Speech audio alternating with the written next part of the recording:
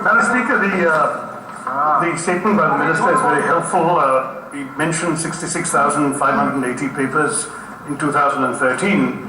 But what he omits there is that unfortunately that's only 3.5%. India's share is only 3.5% of global research publications. We have 17% of the world's brains, madam, given our population, but only 3.5% of global research. And the reason for this is that the number of researchers per 1 million people in India is as low as 164. Now, to give you a comparison, China has 863, Russia has 3,117 per million, and Singapore has 6,000 per million. So clearly there is a challenge ahead for the government here.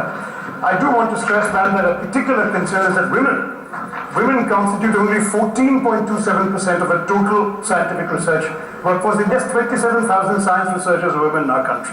So my question to the Honourable Minister is, can the government propose schemes to promote researchers and research publications using international collaboration where necessary in the field of science and technology, and particularly for women researchers and scientists who are an untapped resource in our country?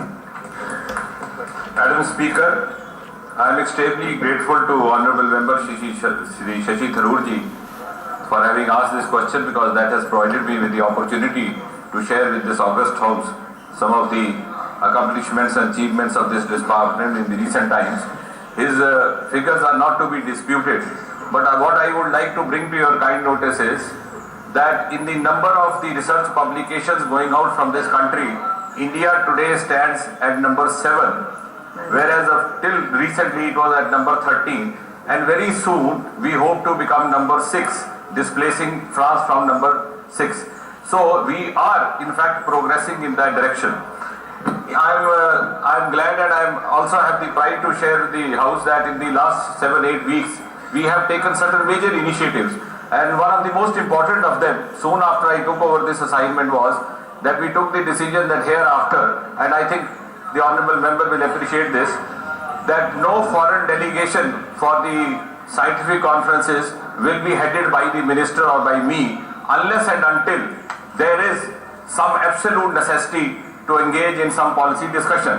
And thereafter, in the last 8 or 9 weeks, all the major conferences abroad have been led by eminent scientists who had something original to present.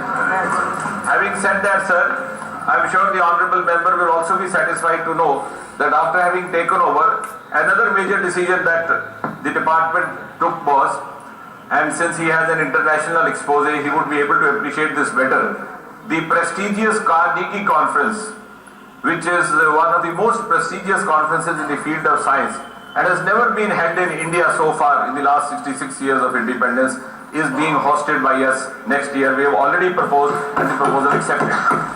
And also, may I point out to you, sir, ma'am, and share with this House, that the first ever Commonwealth Conference in the field of science is going to be hosted by India. We have already proposed in the month of November 2014. In addition, on the 4th of this month, the Japanese Minister for Science and Technology was here. We proposed to him and he accepted that very soon we will set up a biotech and life sciences center in India with Japanese collaboration. Another new initiative just taken in the last 2 months as far as the foreign collaboration is concerned, which was part of the Honourable Member's question, is that we have, I thought just as we have European Economic Union, we would float an Indo-French Scientific Union. So I have spoken to the French High Commissioner. He has given an encouraging response.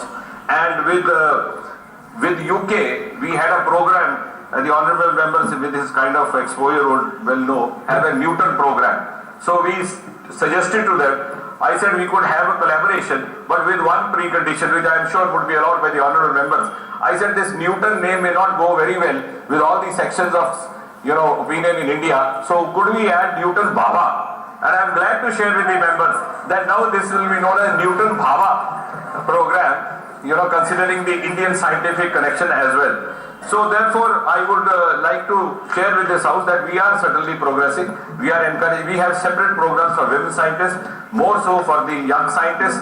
In the last month itself, we had a young scientist. No, you have not understood the question. That is why you are saying no reply. The Honourable Member is satisfied. Please. Anyway,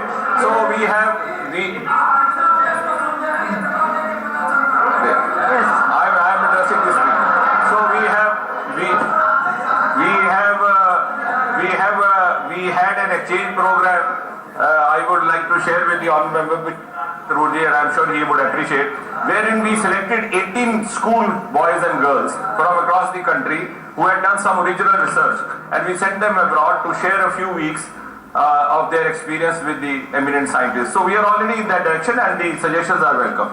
Yes, second. For the response, though, I certainly am still awaiting more details on what the government proposes to do it to increase women researchers. But let me come to my second question. The fact is that we are only spending 0.8% of our GDP on scientific research, and as you know, in many developed countries it's 2%. We have tried in the UPA government, it has been difficult, and we appreciate the challenge. But one of the important aspects, before the minister answers the government doesn't have enough money to go beyond 0.88%, I looked at the OECD countries, Madam Speaker. The government spends only 15% of scientific research budget in that country on R&D.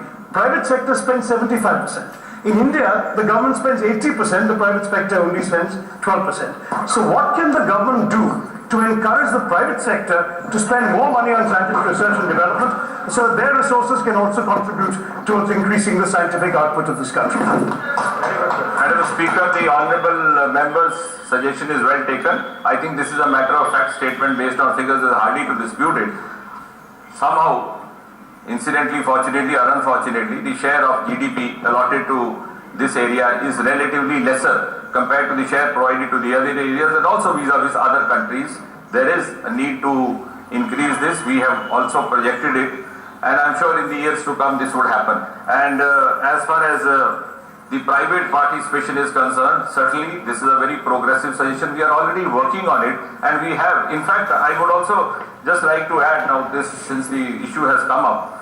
We recently launched the first ever indigenously built research vessel from Goa, which is called Sindhu Sadhana. And this research vessel is already receiving private offers for utility. So that is one way of engaging ourselves. We have already received a proposal from a private house for its utility for their research inputs and R&D outputs. We are already heading towards that direction, and the years to come and the months to come, I'm sure the honourable member would see that we are working in the direction that he desires us to. Yes. Thank you. Sugata Bose.